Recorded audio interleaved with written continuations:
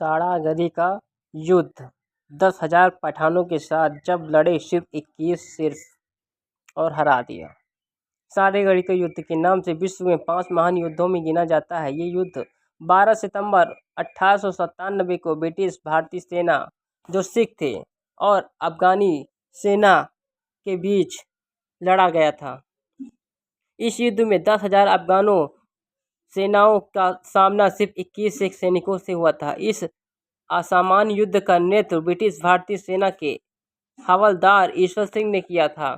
अतीत में दर्ज तथ्यों के अनुसार करीब 10,000 अफगान पश्तूनों ने 12 सितंबर 1897 की सुबह 9 बजे सारागढ़ी पोस्ट पर आक्रमण शुरू कर दिया। दुश्मन की इतनी बड़ी संख्या अपनी तरफ आता देख सैनिकों के नेता हवलदार ईश्वर सिंह ने सिग्नल मैन गुरमुख सिंह को आदेश दिया कि पास के कोर्ट लॉकहार्ट में तैनात अंग्रेज अफसरों को तुरंत हालात से अवगत कराने के लिए साथ मदद मांगी जाए।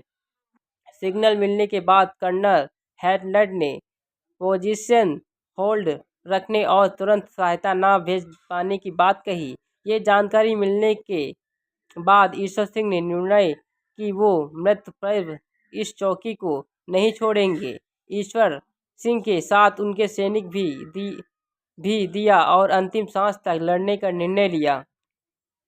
सारे सिख सैनिक अपनी अपनी बंदूकें लेकर किले के ऊपर हिस्से पर खड़े हो गए थे और अफगान का पहला फायर ठीक 9 बजे आया।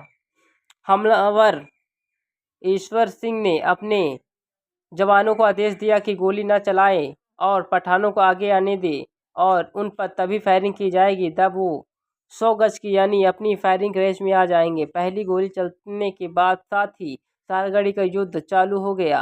अंधाधुंध गोलियां के बीच अफगानी सेना समझ गई कि ये जंग आसान नहीं होने वाली। इसीलिए युद्ध के दौरान कई बार अफगान सेना नायकों ने सिख सैनिकों को आत्मसमर्पण के लिए लुभाया, लेकिन कोई भी सैनिक इसके लिए तैयार नहीं हुआ।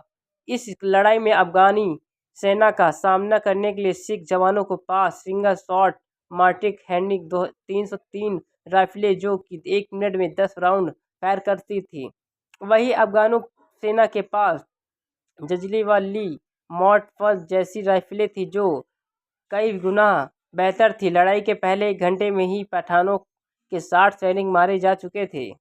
वही सिख की तरफ से सिपाही भगत सिंह की मौत हो चुकी थी।